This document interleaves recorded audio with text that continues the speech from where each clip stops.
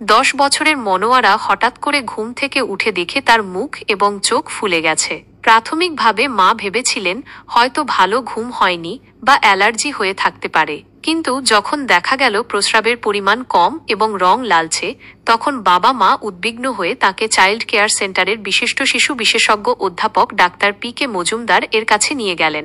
Doctor প্রথমে মনোয়ারাকে পরীক্ষা করলেন। চোখ, মুখ এবং পা ফুলে গেছে, রক্তচাপ অনেক বেশি এবং প্রস্রাবের রং গাঢ় লাল।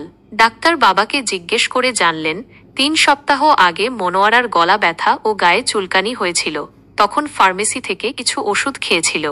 ডাক্তার বুঝলেন মনোয়ারা পোস্ট স্ট্রেপ্টোককাল গ্লোমেরুলোনেফ্রাইটিস বা নেফ্রাইটিসে আক্রান্ত হয়েছে। এটি একটি কিডনির অসুখ যা সাধারণত গলা ব্যথা বা স্কিন ইনফেকশনের পরে হতে পারে। ডাক্তার বাবা মাকে জানালেন যে এই রোগটি গুরুতর হলেও সময়মতো সঠিক চিকিৎসা করলে পুরোপুরি সুস্থ হওয়া সম্ভব।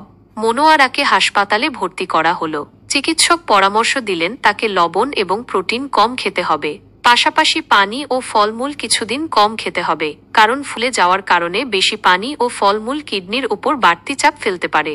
চিকিৎসক দিয়েছেন ফুলা এবং প্রেশার কমানোর ওষুধ, উপযুক্ত অ্যান্টিবায়োটিক, বিশ্রাম এবং নিয়মিত পর্যবেক্ষণ। চিকিৎসার 5 থেকে 6 দিন পর থেকেই মনোয়ারার ফুলা এবং প্রস্রাবের সমস্যা কমতে শুরু করে। মাত্র 10 দিনের মধ্যে সে সম্পূর্ণ সুস্থ হয়ে ওঠে। মনোয়ারার বাবা মা অনেক খুশি। তারা বললেন, ভালো যে সময় মতো সঠিক চিকিৎসা শুরু করা হয়েছিল, তাই আমাদের মেয়ে আজ সুস্থ হয়ে উঠেছে। এই গল্প থেকে আপনারা কি শিখলেন? গলা ব্যথা বা চুলকানির মতো সাধারণ ইনফেকশন শিশুদের কিডনিতে বড় ধরনের সমস্যা নেফ্রাইটিস তৈরি করতে পারে। শিশুর চোখ, মুখ বা পা ফুলে যাওয়া, প্রস্রাব কমে যাওয়া বা লালচে হওয়া, এসব উপসর্গ অবহেলা করা উচিত নয়। সময় মতো সঠিক চিকিৎসা শুরু করলে নেফ্রাইটিস থেকেও শিশুকে সম্পূর্ণ সুস্থ করা সম্ভব। ফার্মেসি থেকে ওষুধ না নিয়ে শিশু চিকিৎসকের পরামর্শ নেওয়া সবচেয়ে নিরাপদ।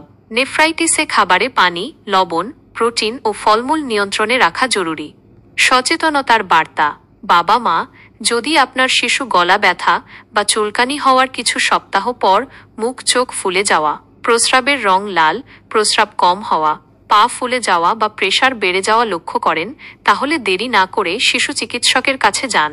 ফার্মেসির ওষুধ দিয়ে সময় নষ্ট না করে ডাক্তার দেখান, কারণ নেফ্রাইটিস দ্রুত চিকিৎসা করলে ভালো হয়, দেরি করলে কিডনির বড় ক্ষতি হতে পারে।